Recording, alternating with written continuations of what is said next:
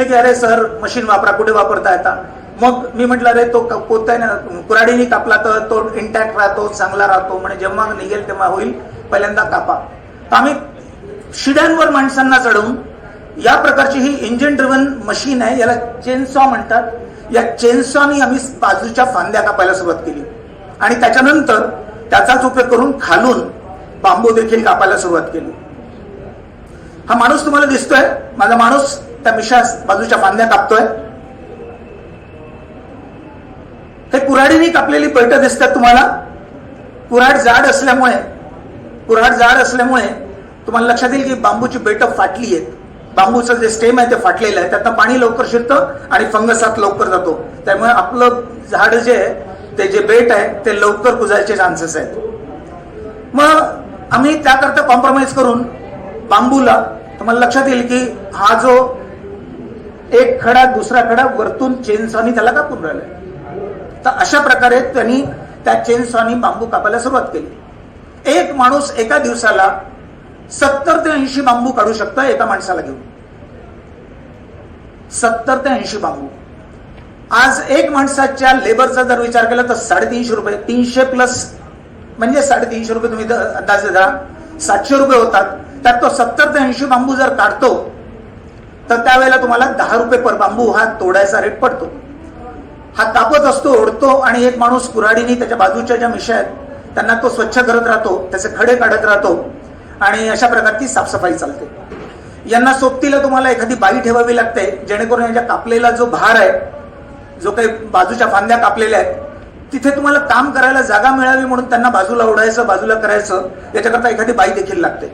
तर असं करू जातात दिवसभराचा खर्च 1000 रुपये आणि फायनली तुम्हाला 70-80 बांबू मिळतात. बांबू कापल्यानंतर एका ढिगात टाकावे. जर आपण यांना सरळ बांधू शकलो तर हे सरळही राहतात. आपल्याकडे टेंडन्सी आहे की वाकड्यात शिरायचं.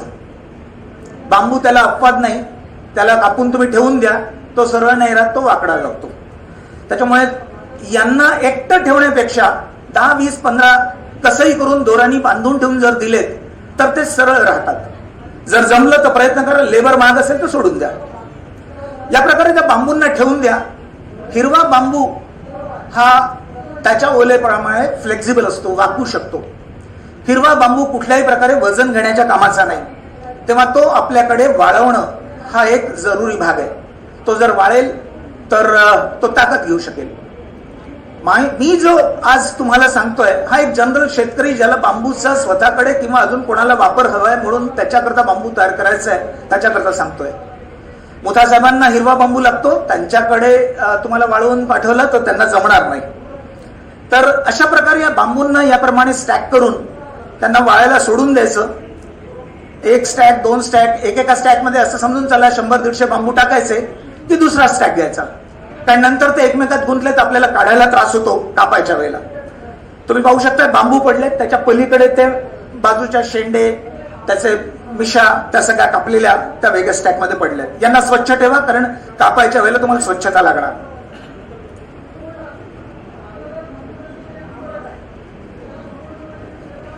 आता कापल्यानंतर काय करायचं?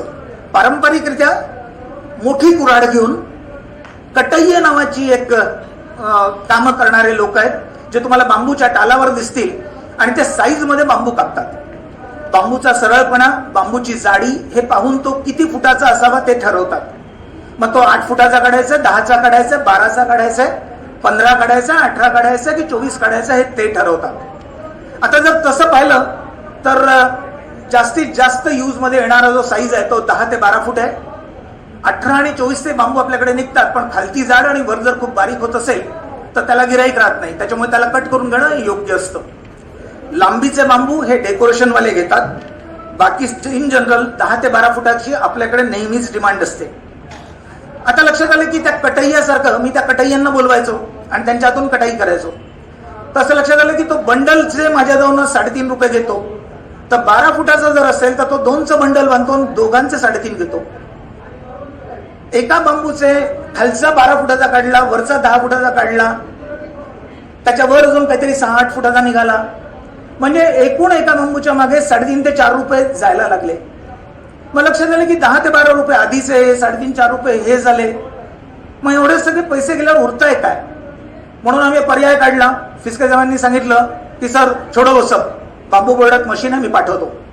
आणि सरांनी माझ्याकडे 1.5 वर्ष ही अशा प्रकारची कटर सॉ ही माझ्याकडे पाठवली.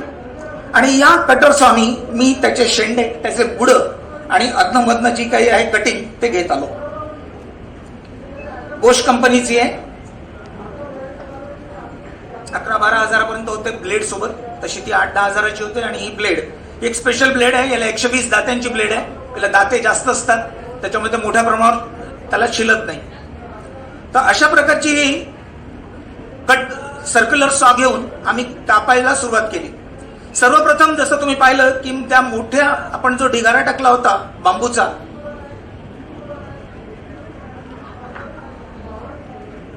या बांबूचे खालती बुडाच्या तिथे कुऱ्हाडीने कापल्यावर तिरपे होते ते सगळे बेस. तर त्याला सरळ करून घ्यायचं. म्हणून मग आम्ही त्याच्याकरता सगळ्यात पहिल्यांदा हा खालचा कट घेतला. या मशीनच्या बाजूला तुम्हाला एक खुंटी दिसते. त्या मशीनच्या बाजूला खुंटी आहे, मागे खुंटी आहे, आजूबाजूने त्या मशीनला आम्ही खुंट्या मारून लॉक करून ठेवलं. आणि मशीनची ब्लेड आहे त्याला आम्ही 0 डिस्टन्स म्हटलं, 0. आणि या मशीन पासनं बांबूला जो घ्यायचा आहे, मोजायचा आहे, तर मी या मशीन पासनं पलीकडे 6 फुटावर, 7 फुटावर, 8 फुटावर, 10 फुटावर, 12 फुटावर खुंट्या मार्क करून घेतल्या. त्याही बाजूला याही बाजूला बांबू कुठनंही आला, मला किती काढायचं आहे, तर मी 15 फुट 18 फुटापर्यंत माझ्या खुंटी ठेवली. जर जाडच बांबू असेल, सरळ असेल एकदम, तर मी 18 फुटाचा काढू शकतो. 18 फुटाच्या खुंटीपर्यंत त्याला शिफ्ट केलं त्याचं बूड आणि इथे कटरने कापलं. जर त्याचा एंड 12 फुटावर आहे आणि कटरने कापलं तर मला 12 फुटाचा तुकडा मिळतोय. ना टेपची गरज ना काही, हे लोकल शेतकऱ्याचं ऑटोमेशन. अशा प्रकारे करत आम्ही त्याला 10 फूट, 12 फूट, 8 फूट असे तुकडे काढायला सुरुवात केली. काढलेले तुकडे देखील एक बाईला सांगितलं की बाई ग ढीक बनव आणि त्याच्यात ते वेगवेगळे टाक. वरचा जो शेंडा आहे तो फक्त त्यांनी बाजूला टाकलाय आणि या तुम्हाला खुंट्या दिसत आहेत, याच्याशी मॅच करत करत बांबू कापून साईजवार बांबू कापण्याचा प्रकार झालेला आहे. अशा प्रकारच्या खुंट्या तुम्हाला दोन्ही साईडला लावून घेतल्या, आरामात मोजता येतं आणि आरामात सगळं करता येतं. या प्रकारे ढीग माल संपलाय. उरलेल्या ढिगाचे फोटो मी काढले आहेत.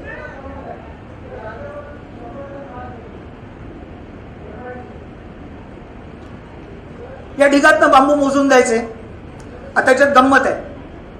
तुम्ही आले आणि आपल्याच जातीचे आहेत सगळे शेतकरी, पण जर म्हटलं की बाबा माझा हा बांबू 20 रुपयाचा, तो म्हणतो ओपो. मग त्यातला तो फक्त मोठा काढतो, छोटा काढतच नाही. मग ते जरा गडबड होतं. मग आता काय करायचं, तर पहिल्यांदाच आपण असं करायचं की बंडलिंग करून घ्यायचं, त्याचे गठ्ठे बांधायचे.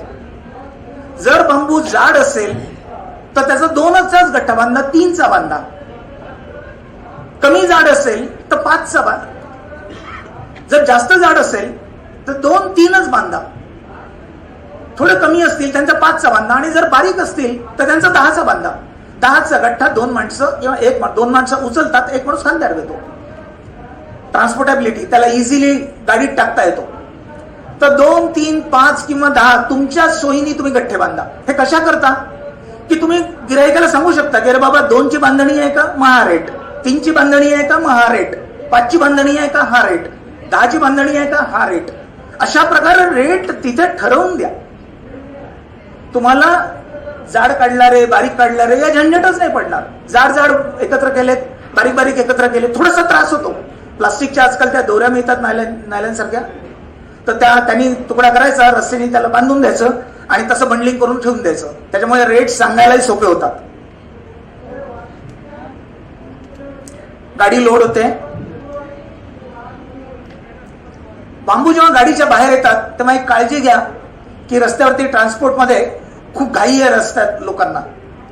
आणि आपण रोज एक ऍक्सिडेंट ऐकत असतो की थांबल्या गाडीवर कोणीतरी येऊन ठोकलं आणि तो गेला. तर उद्या कसं कोणीतरी असंच धावत पळत येईल आणि हे बांबू आहेत याच्यावर धडकला तर आपल्याला वेळ गेला, गाडी गेली, केसेस आहे, ते खूप खूप खूप त्रास. त्यामुळे लाल फडकी जरूर बांधा. नाही काय तर एक दुपट्टा तरी त्याला जरूर बांधा. बाहेर निघणाऱ्या बांबूच्या तुकड्याला लाल दुपट्टा 1, 2, 3 जरूर बांधा. मी जसं तुम्हाला सांगितलं तर मी याप्रमाणे बंडलिंग केले.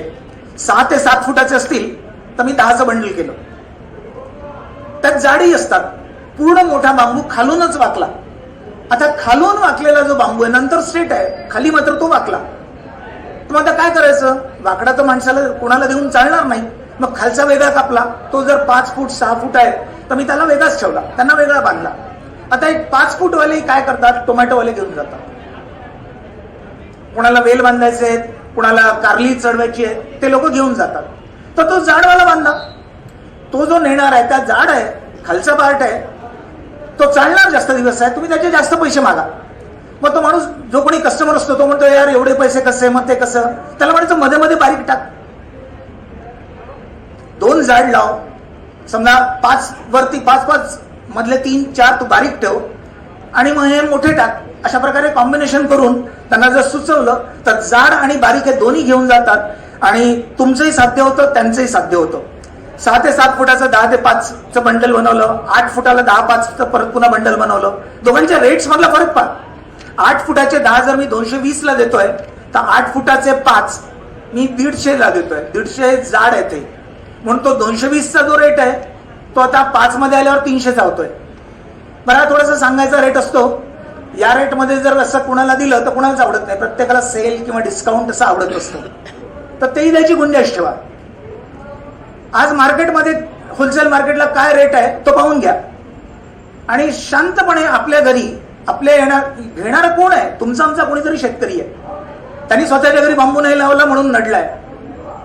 त्याला लुटण्यात मजा नाही. लुटायचं पुष्कळ लोक आहेत, सांगेन मी कोणाला लुटायचं. पण आज हा शेतकरी आहे, याला 20% 25% करून टाका डिस्काउंट, काही हरकत नाही. तुमच्या आमच्या कुळातल्याच कोणाकडे तरी चाललाय तर त्या डिस्काउंट करायची थोडीशी गुंजाइश ठेवा आणि मार्केटपेक्षा स्वस्त झाला पाहिजे याची काळजी घ्या. तुम्हाला लक्षात येईल की एका ठराविक वेळेनंतर 12 फुटाचे 5 बांधल्यानंतर 18, 20, 22, 24 हे कोण घेणार? डेकोरेशनवाले.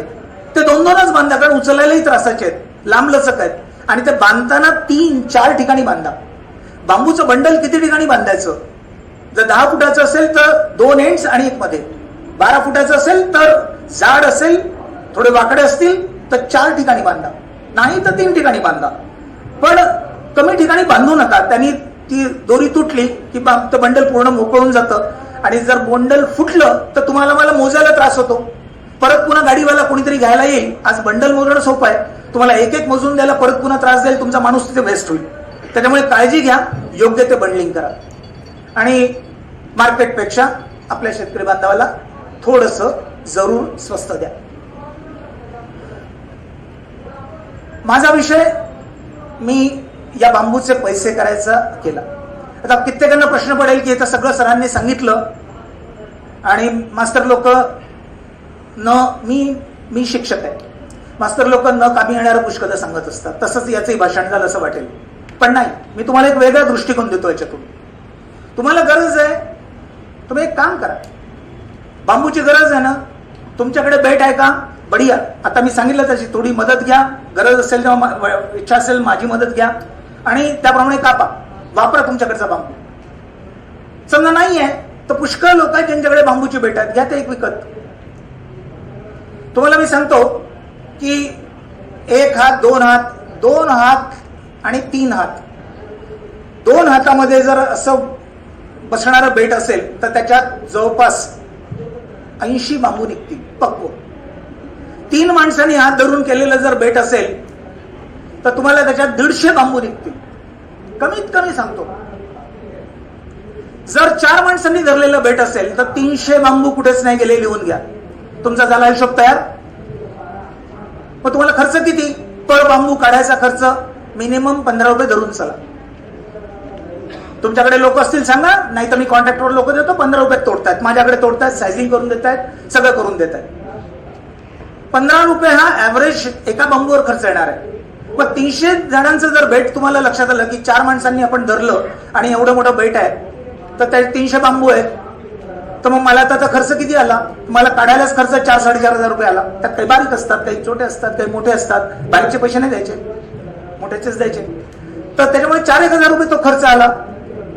मग विकत घ्यायला गेलो तुम्हाला किती लावले? एका बांबूतून 2 बांबू निघतात ऑन अन ॲव्हरेज, म्हणजे 600 तर तुमचे पक्के झाले.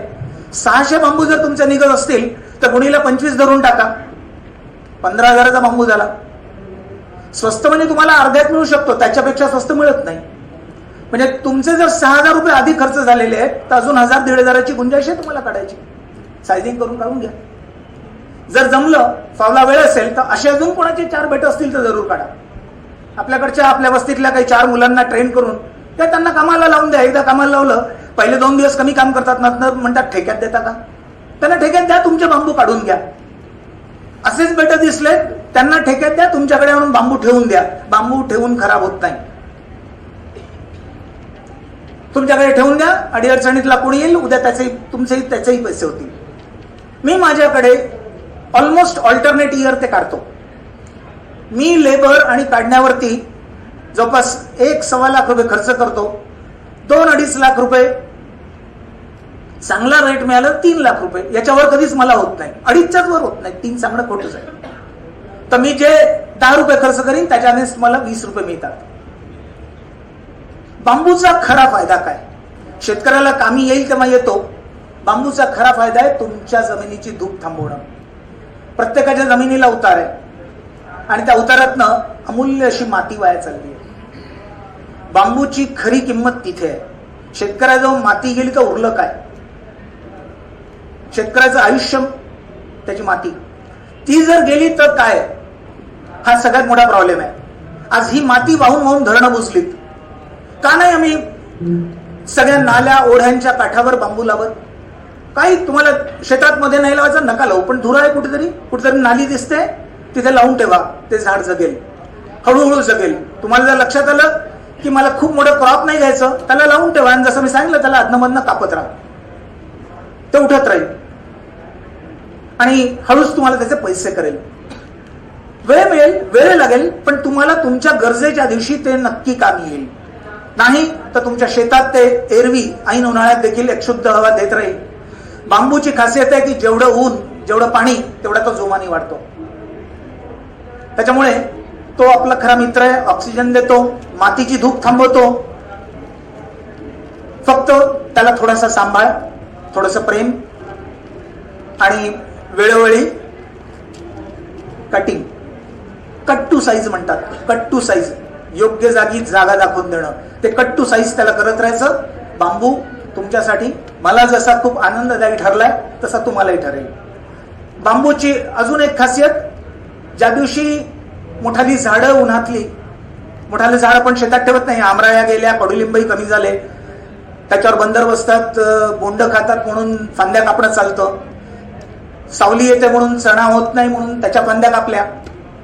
मग ते बोडखं झाड राहतं, त्याची आपल्याला कमतरता त्या ऐन उन्हाळ्यात दिसते.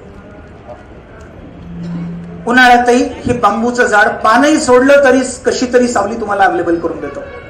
समजा तुमच्याकडे तुम्ही बांबू जिथे लावलाय तिथे एखादा स्प्रिंकलर चालवलं किंवा थोडासा पाण्याचा स्रोत असला तर हा बांबू ऑलमोस्ट 11 महिने हिरवा राहतो. नॉर्मल कोर्समध्ये मार्च एप्रिल मध्ये केव्हा तरी पानगळ करेल, पण तुम्ही जर पाणी दिलं तर ती पानगळ मे पर्यंत प्रोलॉंग होते आणि त्याच्यानंतर पटकन पानगळून नवीन पालवी येते आणि पाहता पाहता परत पुन्हा तुम्हाला मेच्या 15 तारखेपासून नवीन कोवळी पालवी आणि झाकळलेली नीट चांगलीशी सावली अशी मिळते. आपण भले छत्री घेऊ, आपल्या जनावरांना, आपल्या सगळ्यांना ती कामाची आहे. मला वॉर्निंग आली, sorry, I have taken much time for you. तर ती सावली देखील आपल्याला, आपल्या जनावरांना उन्हाळ्यात खूप कामाची आहे आणि ती दाट असते, खूप छान असते. दुपारच्या वेळेला माझ्याकडे अशीच एक बांबू लावलेली जागा आहे 1 एकरातली, त्याच्यात पूर गेला, माती वाहून गेली म्हणून मी बांबू लावला हळूहळू आणि त्यातले काही मेले, काही झाले. जसे जसे मेले तसे तसे बैठकीला जागा झाली. माझ्या घरचे सगळे कार्यक्रम आम्ही तिथेच घेतो, मित्रांची जेवणं, घरच्यांचे, वर्षातलं सगळं. कारण काही मेली आहेत, काही उरली आहेत, तरी मग जागा झाली आहे, सावली आहे, थंडावा आहे आणि अतिशय प्लेझंट आहे. तुम्हाला 12 महिने या बांबूमध्ये एक तर वारा व्हायला तर वाऱ्याचं संगीत, जर पक्षी बसलेत तर त्यांचं गुणगुणणं. कितीतरी पक्ष्यांचा, प्राण्यांचा आधार आपण होऊ शकतो या बांबूला लावून. मला वाटतं पैसा तर मिळणारच आहे, थोडंसं पुण्यही यासोबत आपण कमवूया आणि आनंदाने, सुखाने, आशीर्वादाने जगूया. तुमचा समाचाराचा निरोप घेतो. नमस्कार. आयोजित कार्यक्षेत्रासाठी व कार्यशाळेसाठी व तसेच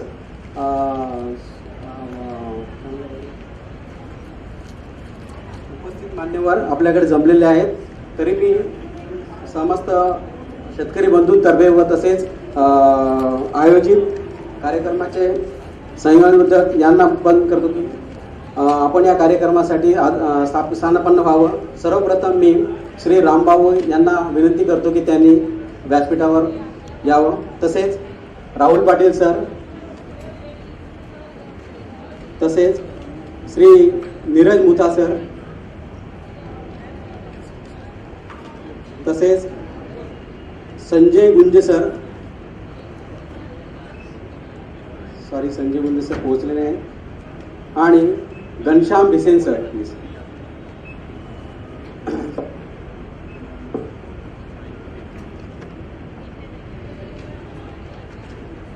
थँक्यू सर.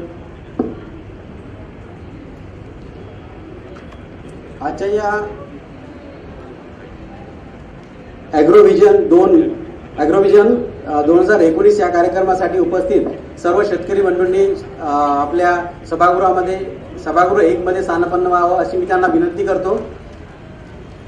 कार्यक्रम सुरू होतच आहे, तरी मी सर्वप्रथम बांबू उत्पादन आणि त्याची संधी यासाठी मी श्री रामभाऊ यांना विनंती करतो की त्यांनी आपलं मार्गदर्शन आमच्या सर्व शेतकरी बंधूंना करावं.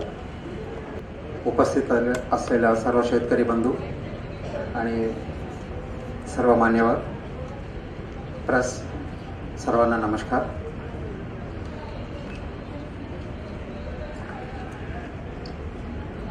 बॅम्बू लागवड आणि विदर्भाकरता जे काही संधी उपलब्ध आहे आणि त्याच्या प्रोत्साहन करण्याकरता फॉरेस्ट डेव्हलपमेंट कॉर्पोरेशन काय करण्याचा नियोजन करीत आहे या संदर्भात मी आपल्याला माहिती देऊ इच्छितो. 94236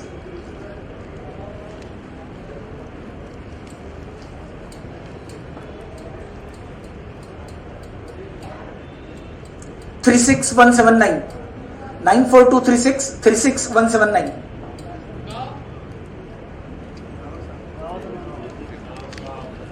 माझी शेती वडधामणा, अमरावती रोड, वडधामणा, नागपूरपासून एक 12-14 किलोमीटरवर आहे. ऑर्डिनन्स फॅक्टरीला लागून आहे. मी नागपुरात राहतो. मी संजीव बनकर. मी आठवड्यातनं 4 दिवस संध्याकाळी शेतात भेटतो. तिथे डॉक्टर बनकर म्हटलं तर तुम्हाला कोणीही पोचवेल त्या एरियातनं. कधी बघायचं असेल तर जरूर या. धन्यवाद. Thank you sir. Thank you very much. सरांनी अतिशय चांगल्या पद्धतीने आपली यशोगाथा इथे मांडलेली आहे, ज्यामध्ये बांबूचे डेव्हलपमेंट असू दे किंवा तो तोडल्यानंतर सुद्धा तो अति झपाट्याने वाढतो किंवा बांबूची कापणी करणे, त्याचे नियोजन करणे व फंगस इन्फेक्शनपासून त्यांना कसं वाचवता येईल आणि सर्वात महत्त्वाचे म्हणजे जमिनीची धूप कशी थांबवू शकतो, या अतिशय चांगल्या सरांनी मार्गदर्शन आपल्याला इथे केलेलं आहे. खरोखरच बांबू उत्पादन आणि त्यावरील संधी ही अतिशय हा ज्वलंत विषय आहे आणि या सगळ्यांचे मार्मिकता ही सगळ्या आपल्या वक्त्यांकडून उत्पन्न झालीच आहे. आपल्याला याचा अतिशय चांगल्या पद्धतीने उपयोग आम्हाला शेतकऱ्यांना सर्वांना होईल आणि अशा प्रकारे ही कार्यशाळा मला तर वाटते एका दिवशीच्या कार्यशाळेने उपयोग म्हणजे होणार नाही, ती वेळोवेळी व्हावी जेणेकरून सर्व शेतकऱ्यांना याचा उपयोग चांगल्या पद्धतीने मिळेल. तरी मी पुढील कार्यक्रमासाठी समारोपासाठी संदीप ढेंगे सरांना पाठवतो. Thank you sir.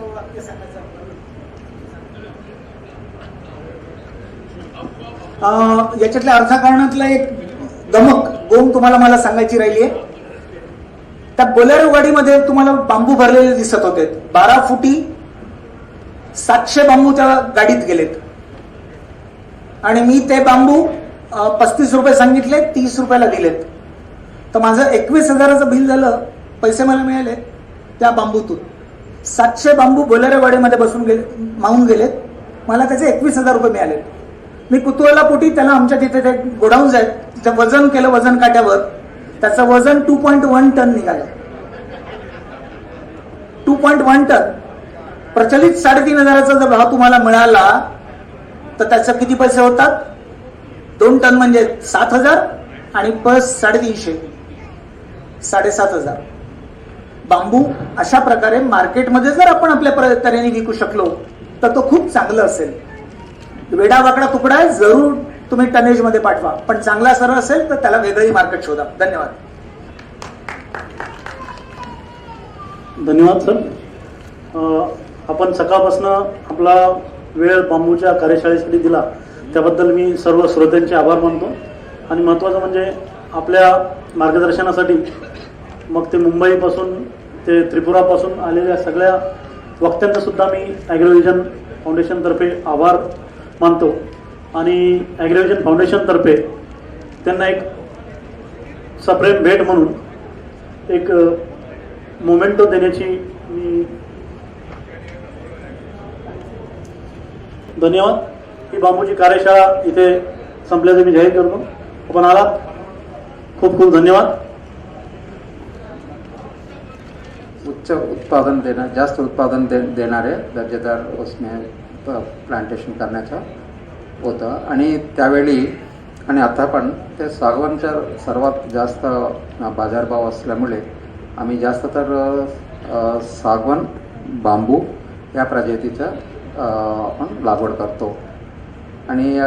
आणि उत्पादन वाढवणे आणि रोजगार, ग्रामीण भागात रोजगार संधी उपलब्ध करून देणे आमच्या या कंपनीचे उद्दिष्ट आहे. आणि या कंपनी 74 पासून आतापर्यंत 1,25,000 हेक्टरमध्ये सागवानाच्या रूपात प्लांटेशन केलेलं आहे. आणि 1988-89 पासून आम्ही सतत लाभात आहे. आणि शासनाला नेहमी आम्ही डिव्हिडंड देत असतो. शासनाकडून या कंपनीला कोणताही अनुदान मिळत नाही. तथापि आम्ही आमचा कार्यक्रम आमच्या इंटरनल रिसोर्सेसमधूनच आपण हे करतो आहे. हे FDSMच्या हे ठळक बाबी आहे. आणि आता कमिंग टू द सब्जेक्ट, इसमें बांबू लागवडी करता मला काही जे टॉपिक देण्यात आली, बांबू लागवडी करता काय काय आता संधी उपलब्ध होत आहे आणि त्याच्यात FDSM कोणता भूमिका घेणार आहे आणि त्या माध्यमातून आम्ही या क्षेत्रात कास्तकारांना काय फायदा करू शकतो याच्या बाबतीत आहे. आणि आपल्याला सर्वांना माहिती आहे आता देशाच्या पेट्रोलियम प्रोडक्ट्स का इम्पोर्ट जो आहे करीबन 10 लाख कोटी रुपयांचा एवढ्या किमतीचा आपण पेट्रोलियम प्रोडक्ट्स आपण इम्पोर्ट करतो.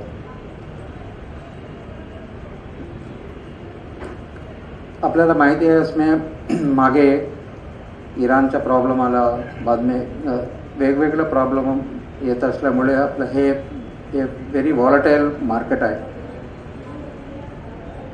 आणि त्याच्यामुळे आपला जे बरेचसे एक्सपोर्ट फॉरेन एक्सचेंज आहे याच्यासाठी आपण जात आहे. आणि गव्हर्नमेंट ऑफ इंडियाने पर्यायी इंधन इथेनॉलचा आणि जैविक इंधनाच्या प्रोत्साहनकरिता हे पॉलिसीमध्ये ठरवलेलं आहे. आणि पूर्वी 5% इथेनॉल ब्लेंड करण्याचे आता 20% इथेनॉल ब्लेंड करून ब्लेंडेड फ्युएल्स करण्याकरता पॉलिसी दिलेली आहे.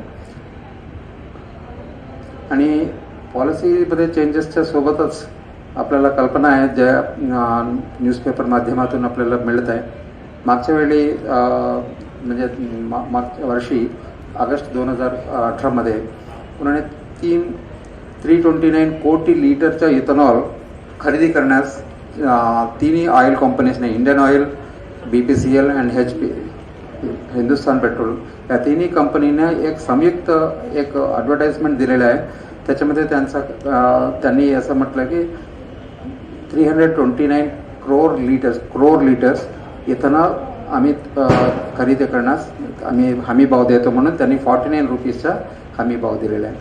तसेच उसमें बायोगॅसच्या संदर्भात सुद्धा त्यांनी एक EOA जारी केलेला आहे. म्हणजे हे पर्यायी इंधना क्षेत्रामध्ये एवढं आपल्याला हे रेग्युलर स्टेप म्हणजे कायम स्टेप्स आहे.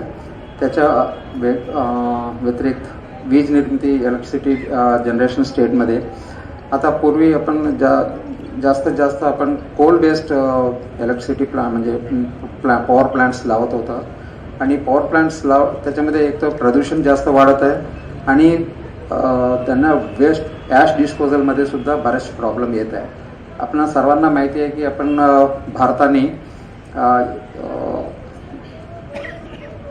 कार्बन एमिशन्स रिडक्शन करण्याकरता इंटरनॅशनल लेवल पर कमिटमेंट्स दिलेले आहे.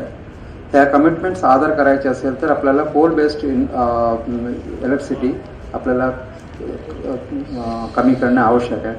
आणि आपण पाहत आहे मागे 7-8 वर्षापासून आपण जास्तीत जास्त आपण सोलार इंधनासाठी ते जास्त प्रोत्साहन गव्हर्नमेंट ऑफ इंडिया देत आहे आणि बऱ्याचशा आपला इलेक्ट्रिसिटी आता सोलार बेस्ड निर्मित होते.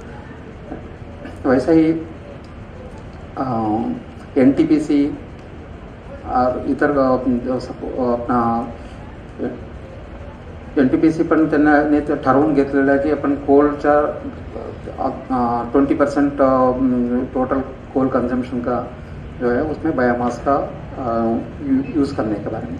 वैसा ही सीमेंट उद्योग में भी कार्बन न्यूट्रल उत्पादन करने करता उसमें अपना दालमिया सीमेंट ने ठरवलेलं आहे 2050 तक अपना को पूरा जो उनको जो कोल अपना सीमेंट प्रोडक्शन है that will be carbon neutral बनाने के बारे में वो सोच रहे हैं.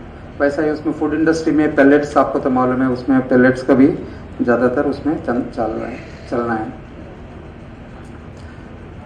ही ॲडव्हर्टाइजमेंट्स मी आपल्याला समोर दाखवत आहे. आता जे मागे सांगितलं होतं इथेनॉलच्या बद्दल एक इंडियन ऑइल आणि तिन्ही कंपनीने जे काही दिलेले ॲडव्हर्टाइजमेंट पेपरमध्ये आलेले आहे ते मी पेपरचं कटिंग आपल्याला आपल्या समोर ठेवत आहे.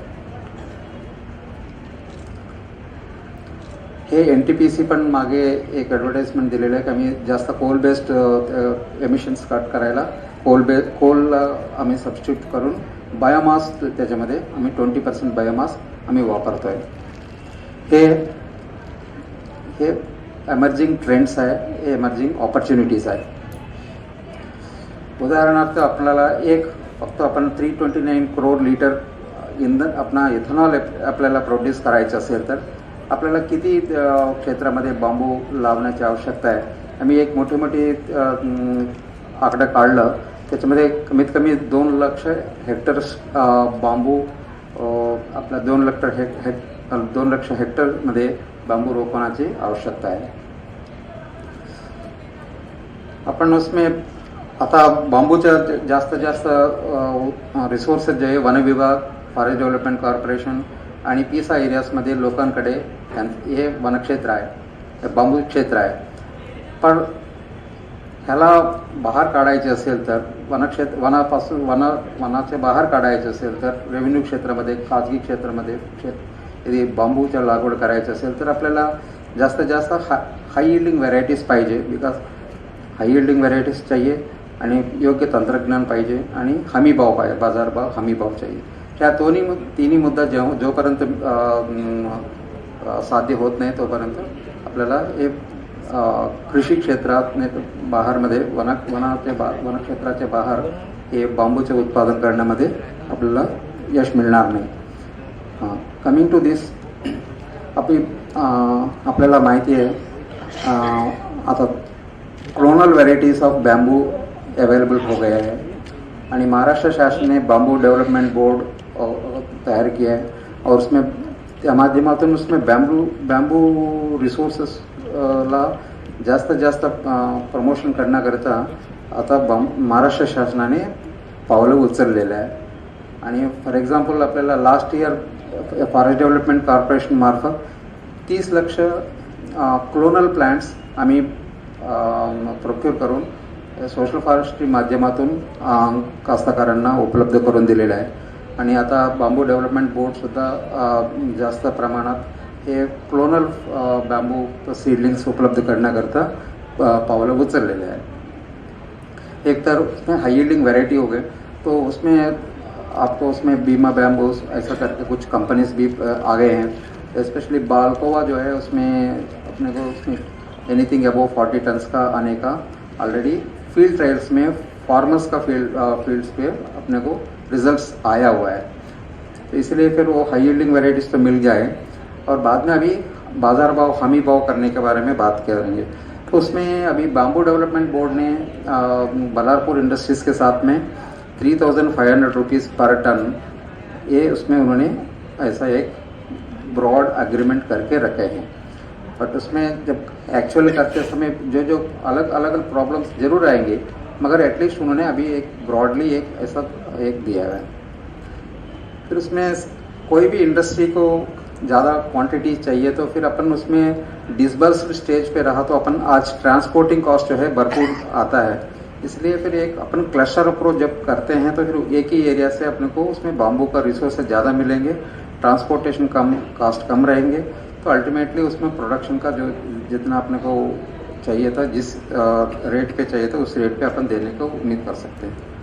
और वन विभाग का एक सर एक नेहमी एक प्रयास रहता है कि उसमें 33% क्षेत्र जो है उसमें अपने को फॉरेस्ट के वनाच्छादित क्षेत्र होने के बारे में अपन हर दिन अपना नियोजन है।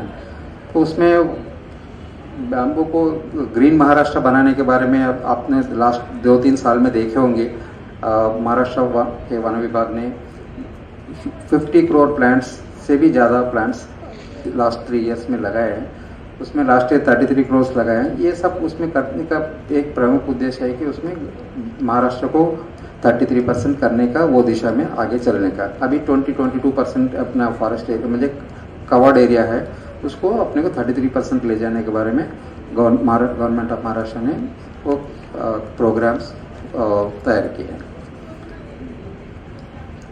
यदि अपन उसमें ग्लोबल मार्केट अपन एनालिसिस करते हैं कौन सा मटेरियल को ज़्यादातर अपन अलग अलग बैम्बू का यूटिलिटी तो आपने देखे होंगे उसमें राइट फ्रॉम उसमें इथेनॉल, टेक्सटाईल इंडस्ट्री, वेगवेगळ्या उसमें क्षेत्र म्हणजे हँडीक्राफ्टसाठी वेगवेगळे उपयोग आहेत बैम्बू का।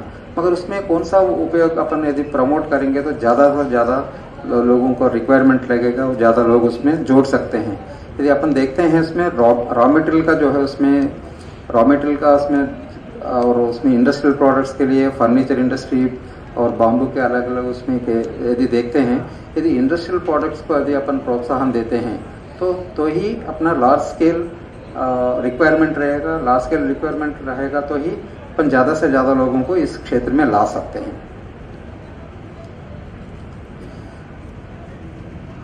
जैसा आपने अभी इसके पहले स्लाइड में बताया ज़्यादा से ज़्यादा ये इंडस्ट्रियल प्रोडक्ट्स को यदि अपन करते हैं तो फिर सिंगल कंपोनेंट जो है इसमें अपने को ज़्यादातर अपन लोगों को इसमें बैम्बू रिसोर्सेज को यूज़ कर सकते हैं। फिर एक्चुअल कॉन्क्रीट स्टेप्स क्या है, ठीक है, अपन इंडस्ट्रियल प्रोडक्ट्स को डेवलप अपना प्रमोट करेंगे तो ज़्यादा लोगों इसको बैम्बू क्षेत्र में आएंगे, बराबर है। मगर what are the concrete steps we have taken, यदि आपको उदाहरण के लिए बताना चाहते हैं तो इसमें हम लोग वीतारा फॉरेस्ट डेवलपमेंट कॉरपोरेशन जो है उसमें एक इनिशिएटिव लिया था। उसमें वीतारा एनर्जी ग्रुप करके एक ग्रुप है, एनर्जी ग्रुप है, ये ऑस्ट्रेलियन बेस्ड कंपनी है। उन्होंने FDCM के साथ में एक MOU किया है। सब हमको उसमें we need 8 lakh tons of bamboo per annum, 8 lakh tons of bamboo per annum. उसमें उनके साथ में हम लोगों ने MOU किया है।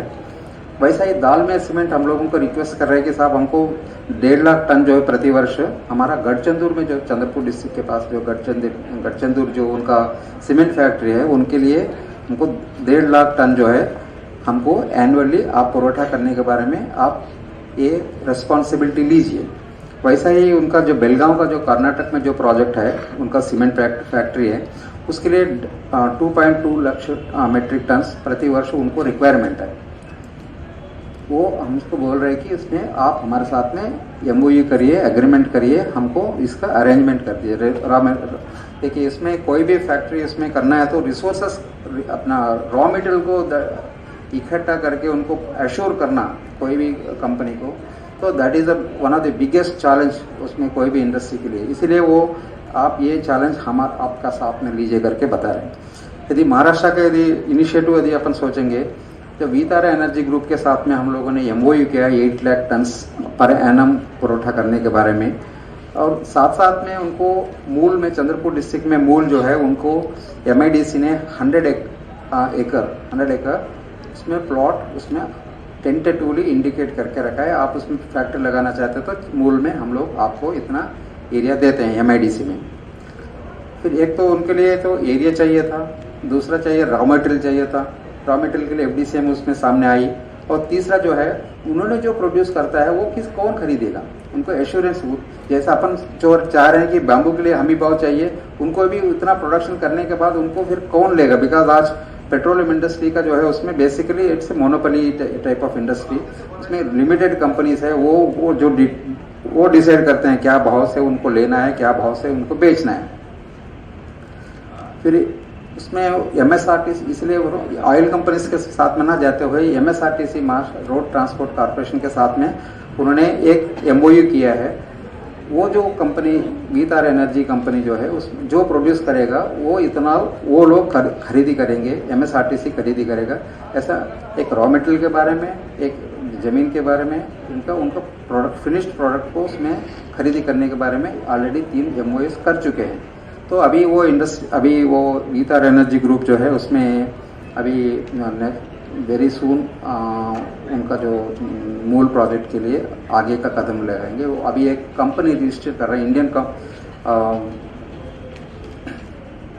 अंडर इंडियन कंपनीज एक्ट में उनको कंपनी रजिस्टर करना जरूरी पड़ता है, बिकॉज इससे फॉरेन कंपनी, वो इंडियन कंपनी वो रजिस्टर करने का प्रयास में अभी चल रहा है उनका, वो जल्दी से वो करने का उनका। ठीक है, इतना अभी for example these are committed demands उसमें तो लोग अपने को बोल रहे हैं कि आप एग्रीमेंट के साथ में हमारे पास आ जाइए, मगर FDCM के पास इतना रिसोर्स तो है ही नहीं। 8 लाख टन तो उसमें मुझे करीबन आप देखते हैं करीबन 12 लाख टन प्रति वर्ष, इतना उसमें हम लोगों को सप्लाई करने के बाद हमारे पास उतना फॉरेस्ट है ही नहीं। फिर उसमें क्या करना चाहिए, उसमें तो जब तक उसमें बाहर में काश्तकारों को ये जोड़ते नहीं है तब तक इसमें इतना प्रोडक्शन हम कर भी नहीं सकते, उनको उपलब्ध करके भी नहीं दे सकते हैं।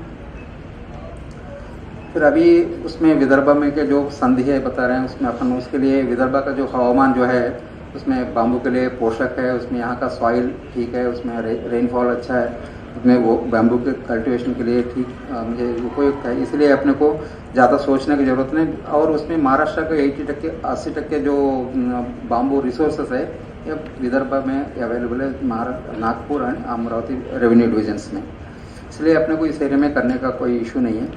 फिर उसमें फॉरेस्ट डेवलपमेंट कॉर्पोरेशन उनका क्या रोल है उसमें, तो उसमें हम लोग उसमें जो काश्तकारों को जो प्रशिक्षण बैम्बू डेवलपमेंट बोर्ड भी है, फॉरेस्ट डेवलपमेंट कॉर्पोरेशन है, वन विभाग है, सोशल फॉरेस्ट्री है, इसमें अलग अलग एजेंसीज है।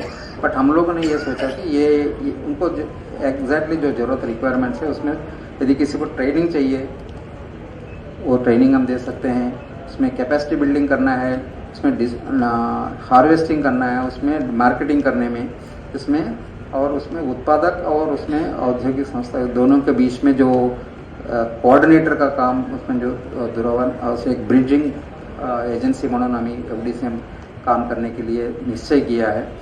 तो उससे बिकॉज इंडिविजुअल फार्मर उनके साथ में जाके बार्गेन नहीं कर सकते हैं, नहीं तो उनका ये नहीं कर सकते हैं अपन। उसमें यदि आप शुगर केन अपना जो देखते हैं फैक्ट्रीज देखते हैं, उसमें कौन सा एरिया से आज शुगर केन कटेगा, आज कौन सा एरिया से शुगर केन अपना फैक्ट्री को पहुंचेगा, उनके एक सिस्टमेटिक प्लानिंग है। वैसा ही हम लोग ये कर सकते हैं इसमें। यदि विदर्भ में मूल के एरिया सपोज अपन उदाहरण के लिए ले लेंगे, मूल के 50-100 हेक्टेयर का क्षेत्र में जो भी बैम्बू लगाते हैं, तो उसमें किसी का हो सकता है फर्स्ट ईयर में, किसी का सेकंड ईयर में, किसी का 4th ईयर प्लांटेशन है, किसी का 5th ईयर प्लांटेशन है।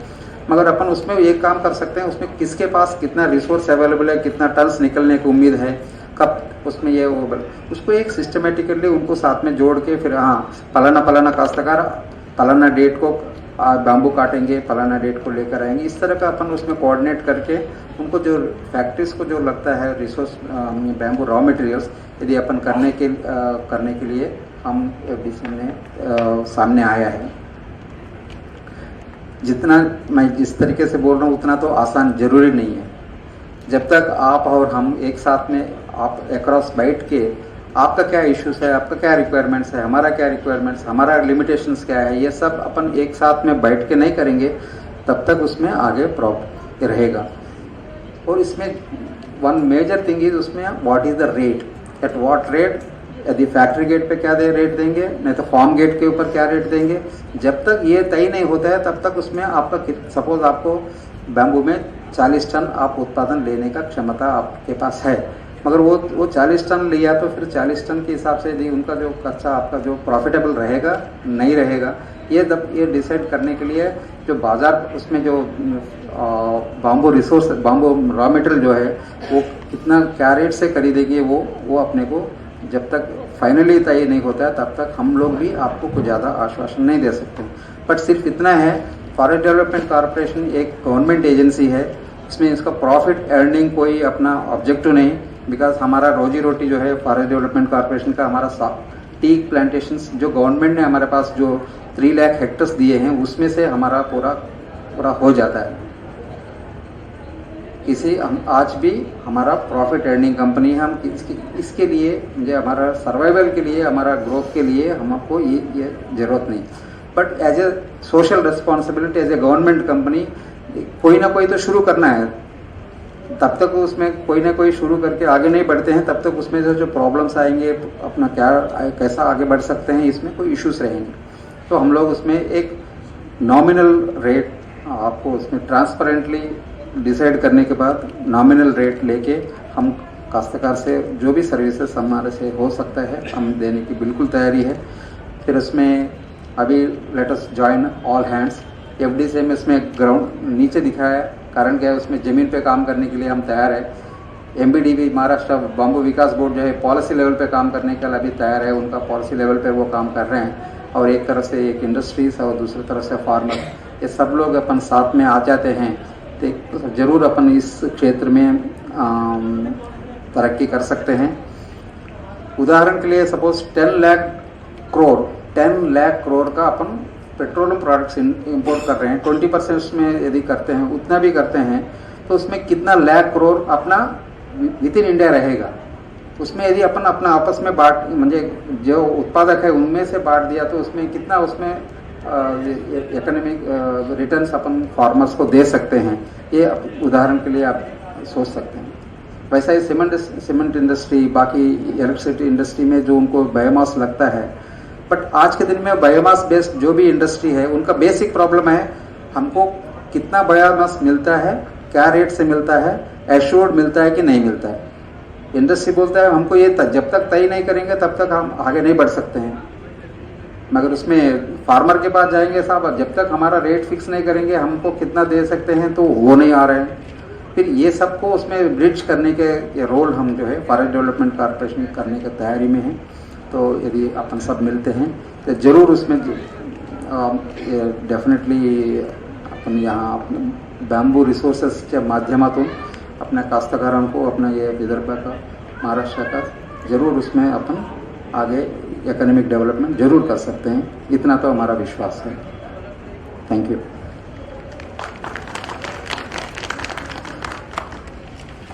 आज भी हम लोग टन की प्लांटेशंस लेते हैं, चाहे वो WCL का है, चाहे नेशनल हाईवेज अथॉरिटी के लिए हैं, जो डिफेंस के लिए हैं, जो हमारे पास आते हैं हमको प्लांटेशन लगाना है करके हम लोग उनको पूछते हैं तो ज़रूर हम लोग उनके प्लांटेशन करके देते हैं। उनको प्लांटेशन करके देना ऐसा ज़रूरी नहीं, उसमें हम लोग 3 साल के बाद आपको 80% मिनिमम सर्वाइवल रहेगा और इतना ग्रोथ रहेगा, इतना हाइट उसमें एवरेज हाइट रहेगा। ये 2 फैक्टर्स हम लोग उनको एश्योर करते हैं। और जब यदि उससे हम लोग जो प्रॉमिस किया है उससे कम आता है तो हमारा पेमेंट जो है कम होता है। इसलिए हम लोग उसको जो एश्योर करते हैं जो ग्रोथ और सर्वाइवल, हम आज भी लोगों की म्हणजे वेगवेगळ्या यंत्रणा के लिए हम लोग सक्सेसफुल प्लांटेशंस रेज करके दे रहे हैं। लास्ट ईयर हम लोगों ने एक एडवर्टाइजमेंट दिया था फार्मर्स के लिए, तो अब किसी के पास कुछ लैंड है तो बताइए, हम लोग आपको ये करेंगे। बट वो मॉडल म्हणजे एक तो उसमें उन्होंने लैंड हमको देना, हम पूरा 100% टर्न की करके उनको 3 साल के बाद वापस प्लांटेशन करना, ये एक हम लोग एक सोचा है। नहीं तो फिर उसमें आप हमको पूरा आपका लैंड लीज पे दीजिएगा, जो लिमिटेड पीरियड जो भी पीरियड अपन एग्री करते हैं वो हम लीज रेंट दे देंगे और प्रॉफिट्स में से भी हम आपको शेयर करेंगे। ये दोनों मॉडल हम लोगों ने आगे बढ़ाया था। बट जब तक हम लोगों को हम आपके साथ में जो बैकवर्ड लिंकेजेस कर रहे हैं, फॉरवर्ड लिंकेजेस जब तक इंडस्ट्री के साथ में जब तक नहीं होते हैं, आपने रेज भी किया है अच्छा से अच्छा, उसमें मटेरियल भी रेज, बायोमास रेज किया है, प्रोड्यूस किया है, तब तक उसका प्रॉपर प्राइस नहीं मिलता है, हम लोग भी आपके साथ में बैठ नहीं सकते। इसलिए अभी ये स्टेज पे हैं। बट उसमें नाउ अभी फॉर्चुनेटली वो वीतारा ग्रुप के लिए हम लोग जैसा बताया है वो इंडियन कंपनी एस्टेब्लिश कर रहे हैं बहुत सून। अभी एक आधा महीने के अंदर ही उनको इंडियन कंपनी, इंडियन विंग जो है वो हो जाएंगे और उसमें आगे बढ़ने के लिए हमको जरूर स्कोप है। यदि आपका कुछ प्रश्न है तो बताइए।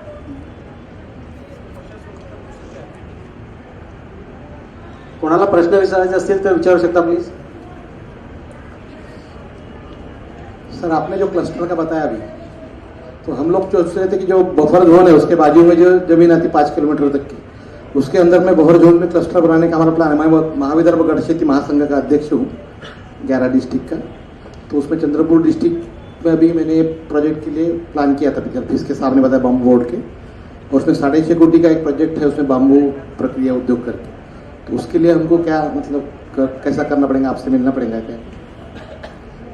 फिर से आप सर, क्लस्टर आप डेवलप क्लस्टर डेवलपमेंट जो करना है उसमें 100 एकड़ जमीन चाहिए ऐसा बताए थे उन्होंने। हाँ, और उसके बाद में एक 6.5 कोटी का प्रोजेक्ट है प्रोसेसिंग यूनिट। ओके। उसमें 80% सब्सिडी आएंगी और 20% हमारे को हमारे कंपनी के डालना है, यानी फार्मर प्रोड्यूसर कंपनी जो रहेंगी उसकी। तो ऐसी कोई आपके पास में है क्या जानकारी है इसके बारे में? देखिए, हम लोग बेसिकली फॉरेस्ट डेवलपमेंट कॉर्पोरेशन जो है रिसोर्स मतलब बायोमास प्रोडक्शन में हम लोग ज़्यादा भर दे रहे हैं। ठीक है, आपका प्रोसेसिंग और आगे के इंडस्ट्री के संदर्भ में नहीं, वैसा नहीं बोल रहा मैं, एक्चुअली क्लस्टर के बारे में बोल रहा हूँ ना आप जो। हाँ, जैसा चंद्र मूल है, हाँ, मूल के अगल बगल में जितना भी आप प्रोडक्शन करेंगे तो उनको साथ में जोड़ सकते हैं हम। आप डायरेक्ट उसमें देखिए, वीतारा कंपनी जो है जैसे 8 लाख टन चाहिए उनके एनुअल चाहिए, तो इंडिविजुअल फार्मर्स के साथ में जरूर नहीं करेगा, कोई एक बीच में एजेंसी को डेवलप कर रखेगा, कौन ऑर्गेनाइज कर सकते हैं हम। आप यदि रिसोर्स तैयार है तो फिर हम जब उनका प्रोडक्शन शुरू हो जाता है तो हम आपके साथ में उनको जोड़ सकते हैं। आपके साथ मीटिंग लगा सकते हैं। हाँ, उसमें मैं यही बताया था आपको, एक नॉमिनल कॉस्ट, एक हैंडलिंग चार्जेस, जैसा आज के दिन में फॉर एग्जांपल अपन तेंदू में देखते हैं गवर्नमेंट ऑफ महाराष्ट्र जो है 10% ऑफ हैंडलिंग चार्जेस देके बाकी रिमेनिंग पूरा रेवेन्यू और प्रॉफिट भी पूरा लोगों को वापस करती है। मैं और एक उदाहरण आपको बताना चाहता हूँ। उसमें अपने लास्ट गए कुछ सालों में कम्युनिटी फॉरेस्ट रिजर्व्स ये किए, और उसमें पीसा विलेजेस में बैम्बू का जो बैम्बू के ऊपर ओनरशिप जो है उसमें ग्राम सभा को और उनको लोगों को कमिटीज को दिए हैं। फिर इसके पहले क्या था, वन विभाग सिर्फ मार्केटिंग का ज़्यादा देखता था, एक सिंगल सोर्स करके। नाउ फॉरेस्ट एरियाज उनको दिए गए हैं, किसको, पीसा एरिया में ग्राम सभा को दिए और CF एरियाज में ग्राम वहाँ का कमिटीज को दिए।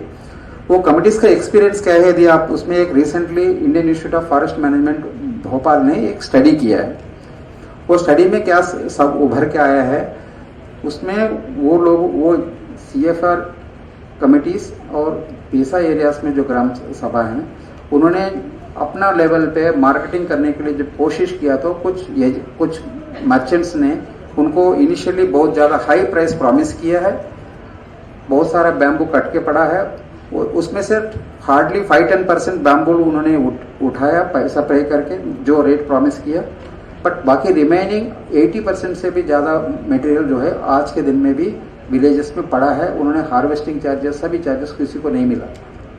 अभी वो हमारे साथ में आ रहे हैं, करीबन 400 विलेजेस जो हैं हमारे साथ में आ रहे हैं। साहब हमको आप एक मार्केटिंग एजेंसी करके आप बीच में आ जाइए, आप बाहर में आप इनके साथ में जोड़ दीजिए। हम लोग उनके साथ में भी काम कर रहे हैं। उसमें बहुत नेक्स्ट मंथ में 20 दिसंबर को हम लोग एक वर्कशॉप रख के हमारा मोडेलिटीज फाइल करना है। वैसा ही यदि आपका क्लस्टर यदि डेवलप हो जाता है तब तक मीनवाइल यदि ये फैक्ट्री भी तैयार होती है आपको उसके साथ में जोड़ सकते हैं। आपसे एक मीटिंग लगा देता सर मैं एक बार। हाँ, जरूर आप आ जाइए। Thank you sir. मगर उसमें टाइम है, वो कंपनी पहले उसको आने दीजिए। हाँ, लैंड अलॉट किए उनको, लैंड तो अलॉट हो चुके हैं, उसमें कंपनी आने में भी कुछ समय लगेगा।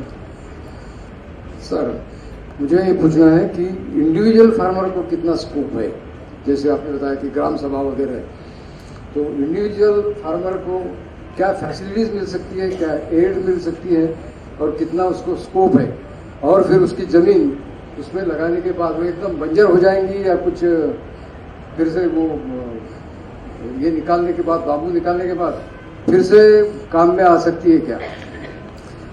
देखिए, फॉरेस्ट डेवलपमेंट कॉरपोरेशन कोई ये सब्सिडीज के बारे में बात नहीं करती, कोई इसमें नहीं करते। हम लोग सिर्फ ये एक मदद करने करके एक मार्केटिंग एजेंसी, जो इंडिविजुअल फार्मर वो उसमें इंडस्ट्री के साथ में बार्गेन नहीं कर सकता है, मगर एफडीसी में एक एजेंसी करके, गवर्नमेंट की एजेंसी करके उसमें इंडस्ट्री के साथ में कोऑर्डिनेट करना, एक ब्रिज करके डेवलप करने के बारे में बात कर रहे हैं। सब्सिडीज और उसके बारे में हम बात नहीं कर सकते, नंबर 1। नंबर 2, इसमें वो बैम्बू रिसोर्स लगाने के बाद में क्या होगा क्या नहीं होगा, उसमें 40 साल, अपने 40 साल के बाद उसमें फिर निकालने के, उसके इलोरकर साहब आए हुए हैं, उनके टॉपिक के ऊपर मैं एंग्रेस नहीं करना चाहता हूँ, मगर इतना तो ज़रूर बोल सकता हूँ कि उसमें बाम्बू की वजह से ज़मीन उसका डिग्रेड होता है। अभी कहीं भी एग्जाम्पल्स कहीं रिपोर्टेड नहीं है, ठीक है। इसीलिए फिर अपने को वो बिल्कुल वो मन में से वो जब उनका लेक्चर होगा तो ज़रूर उसमें वो बताएंगे। अग्रो फॉरेस्ट्री मॉडल्स वो बता रहे हैं, वो साहब बताएंगे उसमें कितना यील्ड आ सकता है, क्या रेट आ सकता है, क्या उसमें उनका, he will give you all the details, क्या उसमें स्पेसिंग लेना है, he will give the details.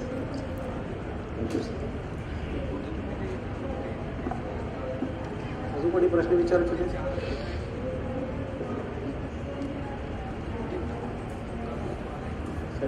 Sir, आपने जो बताया कि फॉरेस्ट डेवलपमेंट कॉर्पोरेशन और बाम्बू डेवलपमेंट बोर्ड, ये दोनों अलग अलग संस्थाएं हैं कि एक है, ये मुझ में थोड़ा भी क्लियर नहीं हुआ। दूसरा ये मैं चाहता हूँ कि मैं वेस्टर्न दिल्ली से आया हूँ, अकोला के पास, तो वहाँ हमें 50 एकड़ हमारे पास कुछ एक हिली एरिया की ज़मीन है, हम वहाँ सोच रहे हैं कि कुछ बाम्बू प्लांटेशन किया जाए। तो ऐसी कोई स्कीम है कि आपकी तरफ से, या कोई उसकी प्रोसीजर क्या आप बता पाएंगे, या किसी से कंसल्ट करना है उनसे मशीनरी से, तो वो बता पाएंगे तो हम उसको आगे बढ़ा पाएंगे। ठीक है। फॉरेस्ट डेवलपमेंट कॉर्पोरेशन जो है एक कंपनी है, गवर्नमेंट ऑफ महाराष्ट्र का एक 100% गवर्नमेंट ओन्ड कंपनी है, ठीक है। बैम्बू डेवलपमेंट बोर्ड है, एक सोसाइटी है, वो अभी 4-5 साल के पहले गवर्नमेंट ने ये सोसाइटी को इसलिए एस्टेब्लिश किया कि उसमें वो बैम्बू सेक्टर, उसमें इंटरनेशनली जो बैम्बू चाइना अपन बात देखते हैं, उसमें बैम्बू रिसोर्सेज यूज़ करके उन्होंने बहुत सारा तरक्की किया है। इसमें अपने यहाँ भी बैम्बू, उसमें यदि क्वांटिटी वाइज देखते हैं ना, अपने पास भी बहुत ज़्यादा बैम्बू रिसोर्सेज अवेलेबल है। इसके बावजूद अपन उसमें उस क्षेत्र में ज़्यादा फोकस नहीं किया, इस वजह से अपना इकोनॉमिक डेवलपमेंट, उसको बैम्बू बेस्ड इकोनॉमिक डेवलपमेंट अपना हुआ नहीं है करके अभी वो बैम्बू डेवलपमेंट बोर्ड को बेसिकली एक प्रमोशन एजेंसी सभी को करके दिए हैं। हाँ, रिगार्डिंग वेरियस स्कीम्स है, उनका जो सब्सिडी स्कीम्स है वगैरह, उनके पास बैम्बू डेवलपमेंट बोर्ड का अथॉरिटीज़ जरूर उनके पास अवेलेबल है। कुछ कभी उसमें वो प्लांट्स दे रहे हैं, कभी उसमें उनका नेशनल बैम्बू डेवलपमेंट बोर्ड में उन्होंने कुछ सब्सिडी देने के बारे में बात किए हैं। वो आप उनको नेशनल अपना महाराष्ट्र बैम्बू डेवलपमेंट बोर्ड के साथ में जाके आप कौन सा स्कीम्स अवेलेबल है वो आप रिसोर्स कर सकते हैं। हाँ, यदि एज ए क्लस्टर में यदि ज़्यादा लोगों को चाहिए, नहीं तो उसमें हमको, आपको जैसे मैंने पहले इसके बताया था, उसमें 4 मुद्दे के ऊपर जैसा प्रशिक्षण आपको लगता है, आपको उसमें सभी लोगों को कैपेसिटी बिल्डिंग करना है,